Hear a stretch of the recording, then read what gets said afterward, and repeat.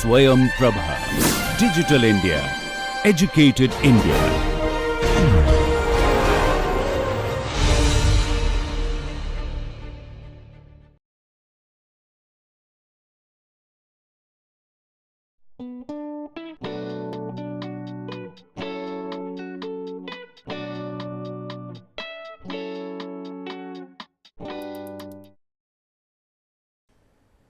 So, hello everyone, I welcome you once again to this course on urbanization and environment, and this is the first lecture where I would be setting the context, that is I would be laying out the rationale of the course, discussing like what provoked me to design this course and offer this before you.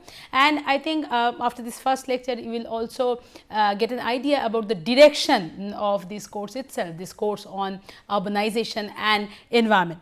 So, a bit of the personal story. So, I was actually trained in environmental history, and since my university days. So, Jadavpur was like one of the I think it was one of the very few universities in India, and I think it was the only university in Bengal during that time. So, this is like a bit older story of the first decade of the 21st century, where like Jadavpur offered environmental history as a subject. So, we also had like specialists and mentors and teachers, people like Richard Grove, Mahesh Rangarajan, Paul Greeno, who used to come to the history department, and also Christoph Mock, of course, who used to come to our department and train us, give lectures, and we got a lot of scope to engage with exciting exchanges with these mentors and scholars across the globe. So, I got extremely motivated to this field, and I started deciding that that maybe this will be my long term interest so far as my research or historical research is concerned. So, this was one, and on the other hand, being a Kolkatan myself, extremely again interested or more importantly inquisitive. I was inquisitive about Kolkata's canals and wetland system, and like I had a lot of questions when I used to see these canals, of course lying in defunct state in most of their stretches, and I had also narrated this personal story in my book, which finally came out last year, Blue Infrastructures. And if you go through the preface section of this book, you will get to know about this personal story, that when I visited the National Library from Jadavpur every week, and when I encountered this Adi Ganga Talis Nala or Talis Canal stretch, how whole lot of questions surfaced on my cognitive domain, on my cognitive space, and I definitely did not have answers to those questions. So, if you see this preface section, I just raised these questions, and these questions used to come to my mind, used to haunt them to a great extent, that where these canals in this deplorable state from the very beginning. So, what is a history? I mean, are they like natural water courses, or like were they excavated during historical times? Then I mean, who excavated these canals? Who were the actors who were involved in this story? So, all these questions kind of clogged my mind, and I did not have any answers to those. So, for example, I write here that one or two unused ports on the clogged and muddy river bank gave some indications of the past disconnected from the present and posterity, and confined in some records and documents which are no more significant, and memories fading away with age and context. So, I was interested to explore the history, but I was not sure about the methodology that which should have been applied to do this or to pursue this research. Why? Because though I was exposed to environmental history, but environmental history, you have to remember, in those times it was still restricted to the history of forest, water, pasture land, so mainly to the rural context. So, the urban was not yet, or the urban was yet to be incorporated within the larger domain or purview of environmental history. But gradually we started getting exposed to literature by urban environmental historians from North America, people like Melosi and Joel Tarr, and for the first time we started understanding that cities are but part and parcel of their wider environment. So, Martin Melosi wrote that cities are derived from the natural world and they interact and blend with it.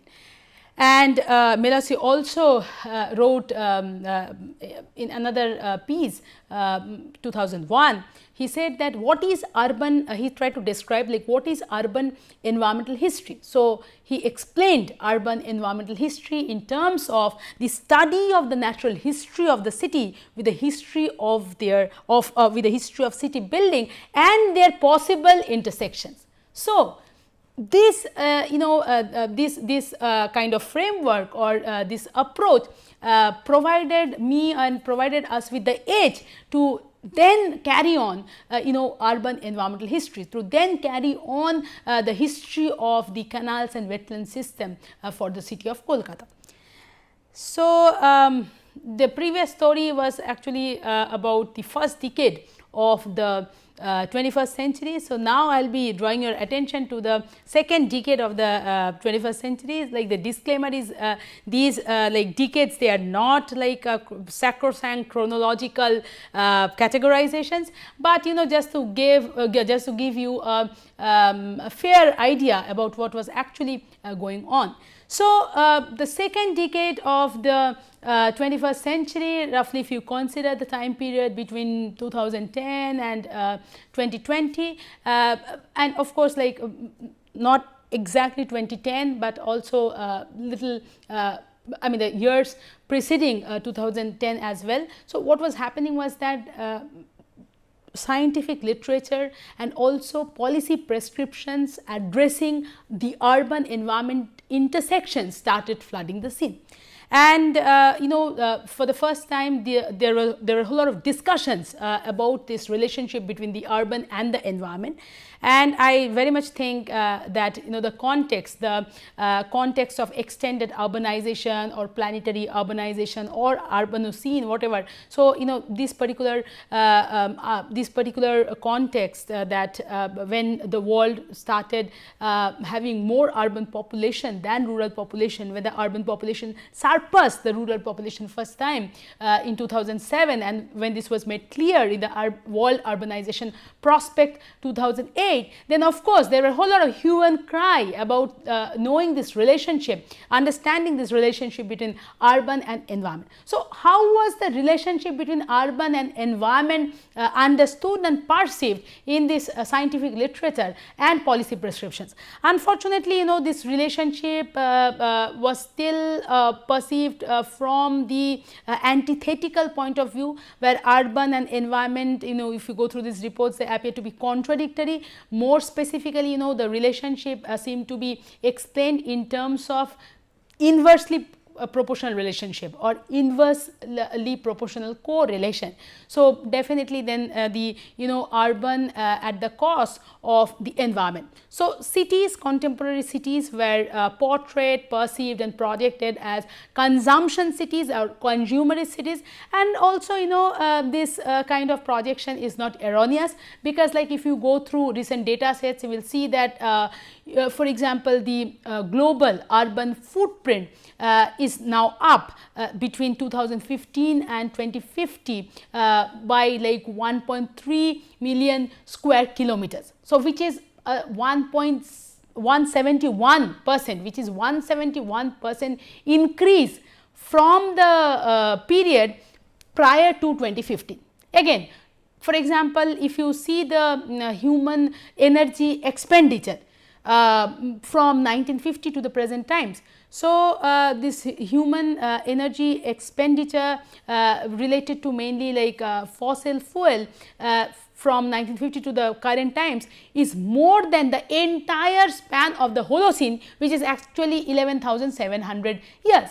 So, one can understand the major challenge of our times is the urban sprawl or urban expansion at the cost of cities on one hand, and also definitely these cities are the densely packed cities, they are biggest emitters, they are biggest emitters of toxic gases.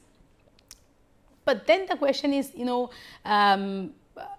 does this convey the entire truth, the entire reality? So, we will come to this, but before that I think I would also like to mention that when these apprehensions, when these apprehensions about this inversely proportional relationship between urban and environment was was flooding the scene and was becoming consolidated, then the technocrats and the engineers and the bureaucrats and the urban planners, practitioners and people looking into this urban or addressing these urban environment intersections, they also started innovating solutions. So, solutions to cater to the larger agenda and goal of urban sustainability, because it was understood by then that urbanization is an irreversible trend. So, you have to deal with it. So, how would you deal with it? So, that seemed to be the major question, and the kind of reports which were published, the indices which were designed, you will see it talked about integrating resilience and sustainability for infrastructural development and upgradation. So, for example, lot of reports about blue infrastructures, about green infrastructures, or GBI, green blue infrastructures as part of the standard sustainable and resilient infrastructure in tune to the SET, which is the socio-ecological technological systems, and evaluative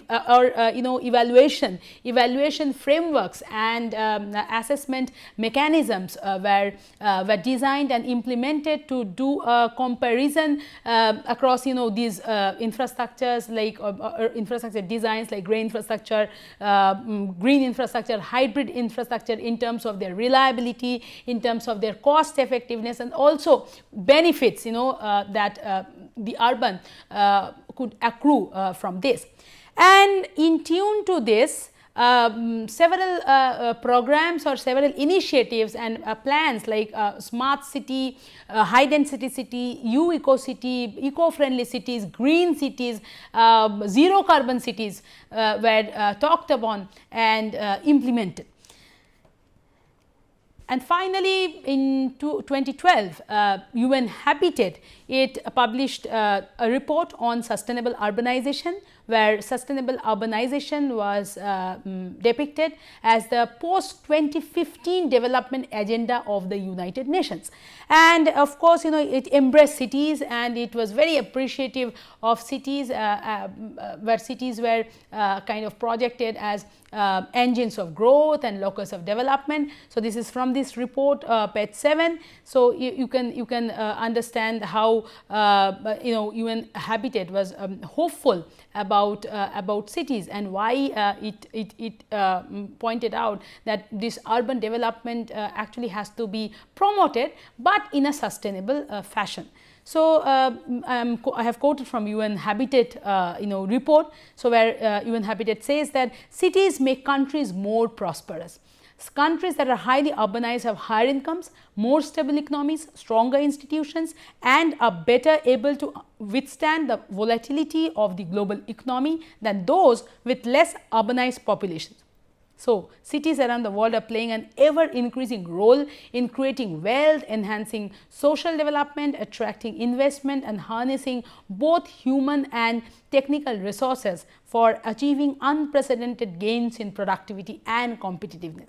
And in tune to the gospel of sustainable urbanization, India also launched her smart city program. So, the Indian government declared in 2013 that the creation of 100 smart cities all over the subcontinent is one of the flagship projects or program of the government. And with this end, like 480 crore, like billion INR was disbursed to the different ULBs, the urban local bodies, for a time period between 2015 and 2020, the first phase of the implementation of the smart city design through the smart city mission. So, like how what had been or what has been the performance of our country in terms of the smart city initiative. This is also something which we will be also taking up in this particular course. So, my point of view, so far as these urban sustainability solutions are concerned, is that what I have already shared, that I feel that they are technocracy induced solutions, and unfortunately here environment or environmental incentives are just doled out in capsules or capsulated and micro forms. And unfortunately, in these kind of discourses or these kind of designs, environment or nature is commodified to the penultimate extent, and they are definitely, of course, these plans remain conflict ridden, power laden, and craft more uneven geographies, unequal political and unjust environmental trajectories. And I mean, this is evident from what is going on in our metropolitan cities and also in small towns and smaller cities of our country and also several other countries of the globe. So, this is these are like pictures from big development initiatives as part of greenfield development, and also like if you see the advertisements will be mesmerized to see that how environment is actually commodified, and unfortunately we think that we have kind of superimposed the environment on our concrete built infrastructures. So, this picture on my left hand side, this is from atmosphere. So, and if you see the ad, so this is from Kolkata. So, this is in bypass eastern part of Kolkata. This is one of the mega projects, two twin towers and a bridge connecting the two in the middle of the wetlands. And if you see the advertisement, so it says that the global residential sky sculpture in the middle of the clouds. And you will be amazed to see this building. This is Mumbai, and they say the address, the same address as God. So, the higher you go, the cooler you get. And I have actually taken this picture from an article by Stephen Graham, and this is a fascinating article, and I have this reading for you in the list of references. So, please go through that, please go through this article which is called Life Support. And this is on the politics of air, how air is actually manufactured and manipulated, and across lines of inequity and injustice. And this article was published in 2015, but if you go through this article now, it kind of gains additional insights, and additional it kind of provokes our thought processes when we are currently facing these testing times, where air, oxygen, ventilation, these are the these have kind of preoccupied our cognitive space and occupied our vocabulary. So, yes, so they are, like I would argue throughout this course and try to demonstrate, validate, confirm and attest that the way environmental incentives are doled out in this kind of urban sustainability packages, at best they cater to what can be perceived as ecology in cities. So, I will explain it in my subsequent slides.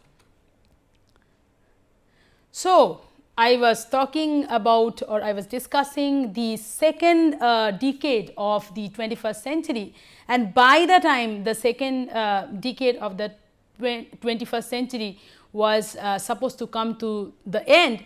So, by the end of the second decade of the 21st century, that is 2020, we already encountered the pandemic. and so this is a Pandemocene, and how do we explain this pandemic? How can we explain the pandemic in the best possible manner? So, can it be explained as a zoonotic disease, a virus, where the virus can actually be kind of the virus can be tackled with vaccine. So, is it a zoonosis disease where which entails the story between virus and vaccine, or is it something more than this? So, definitely I would like to argue that this virus vaccine story is as a small, it is a minuscule, it is just a bit of the larger story.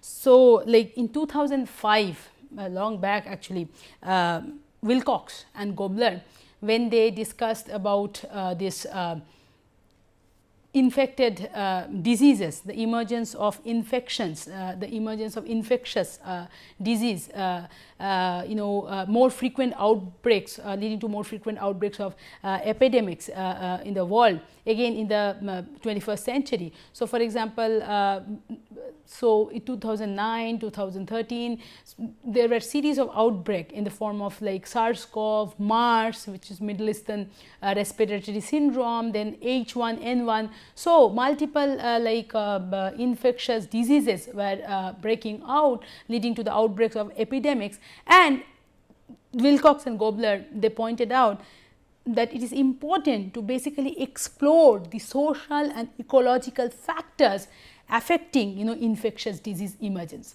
And last year Wallace pointed out that COVID is actually a neoliberal disease.